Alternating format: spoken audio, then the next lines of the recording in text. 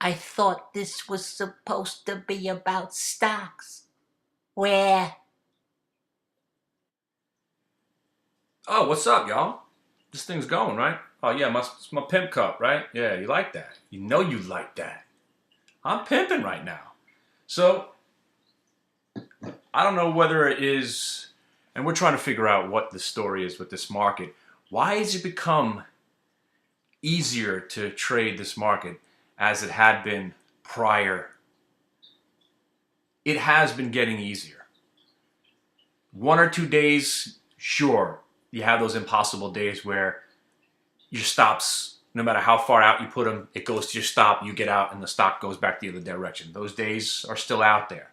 But I think the reason that trading has become better, hold on to your hats for this one, is that common sense is actually working now. Woo! Common sense? What do you mean by that? Common sense. For instance, CZR. Common sense trade. So you had CZR, stock that was looking like they're going out of business. Caesars Entertainment, by the way. Next thing you know, the stock gets up from $5, and next thing you know, it's at $8. Long story short. And a couple of weeks ago, or maybe like a couple of days ago, I guess, it ran from about 8 and change up to $14. So common sense says, okay, this thing has to give a little bit of this back. We're talking about a $6 stock trading at $14 right now. Common sense. But common sense also says do not get in the way of one of these monsters until there's a clear, defined reason to get short. And today was the clear, defined reason.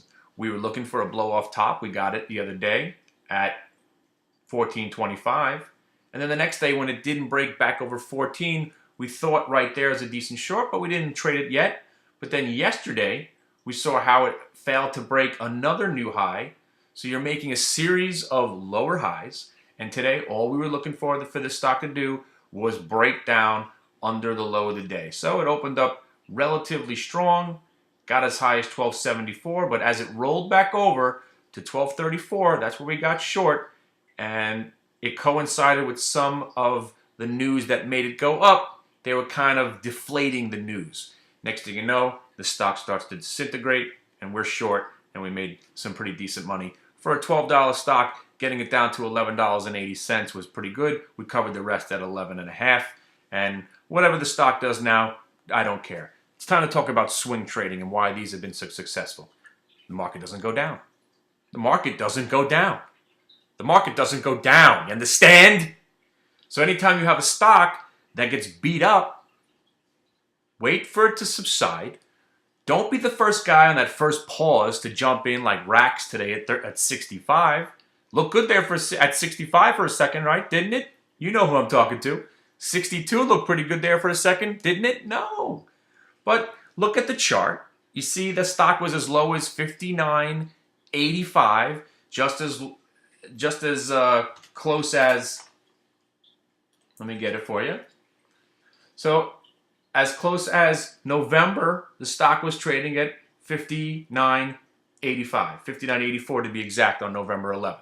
So we thought a complete washout, you might get to some recent lows. So we sat back and we waited. One of our guys, who was our hero, shorted this thing from 62 all the way down to that 59.85 area. Bravo to that guy. But again, I wasn't looking to short it. I was just looking to play that bounce. And normally what we do is we don't play the bounce the first day. You never know about the first day. But just like Coinstar, just like Akamai, just like CNQR, just like FSLR, just like every other stock, and I'm going to get to the big Z in a second, just like the majority of every stock, they find a support level and then they bounce, and every once in a while you get Netflixed. You go from a bounce to an accumulation to a short squeeze to a brand new world. We were buying Netflix at $62.50. Come on! Come on! So let's talk about the big Z before I go. Because I know attention span, we're getting to that 5-minute mark.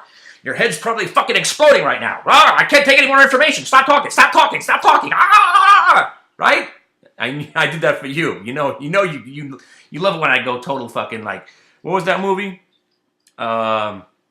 Jacob's Ladder. movie still scares the shit out of me. But Big Z, right? I wish I had a chart to show you. And we just passed the 5-minute mark, so some of you just nodded off, I'm sure. But the Big Z, you got this hammering down off of their last number, right? And we're only talking 6 months ago, right? We're talking about the same time, right on my birthday, right about November 5th, 10th, 7th. I remember buying it on my birthday. Right, there it is. I was into 26.50. Right around 26.50. I didn't catch the bottom, but after we saw it bottom out at around 23, held 23 that day, and then started going up, and I chased it about 3.5 points until I felt comfortable that it was about to break out. Got in at 26.50, and we rode it to about, where was it? About 29 bucks. And we got out pretty good at 29. It was like one of the high point of the stock for a while. So then, as the stock started going sideways, all we were waiting for it to do was break back above 29, and it happened about 2-3 weeks later. And then the following Monday, it gapped up and started this another 15-point run. That's what this market's all about right now. And that is why I like U.S. Steel. That's why we were buying Tesla at 28. I love how the fact that Tesla is all over the news right now. Who was buying Tesla at 28 bucks and nobody cared about this thing? This guy right here. Boom. So if you haven't made your decision whether or not to come hang out with us, if you're sitting in your underwear like most of our guys do, if you're sitting at a trading desk, wherever you are, you want to hang out with like-minded individuals, guys that have been doing this for 20 years. You want to hang out with us, you know where to find us. And again, soon we're not letting anybody else in, all right? Because I tell you, we get a good crew of people in there. We're all making money.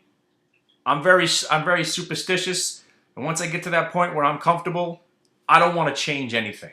And right now, I'm going to give it another 6 months. I'm letting people come in till July. I'm thinking about July putting the wall up. Whoever's in by July, you could stay in. If you're not in, you're going to have to perform some sort of weird act in public or something and film yourself doing something foolish to be a part of our room. But right now, buy on dip, still working until proven guilty. We're going to be looking at racks. We're still liking this. We're liking WLT here. Riverbed might have put in a low. We like this Mellanox still. Even HLF tomorrow if we get past 36.50. So Angie's List. Here you go. Here was a stock that got a little beat up, right? Got all the way back down to 8 and change. Where is it now? 15. You buy on dips, guys. It's nothing new. It's nothing new. Buy on dips until it doesn't work anymore. All right, guys, good luck to you. Hopefully I will see you again. And remember, there's no missed opportunities in this market. We're going round and round and round. One sector's hot, next thing you know, it's not. Then it's hot again, and then it's not. Just find the good sector for the day, ride it, move on. All right, guys, see you soon.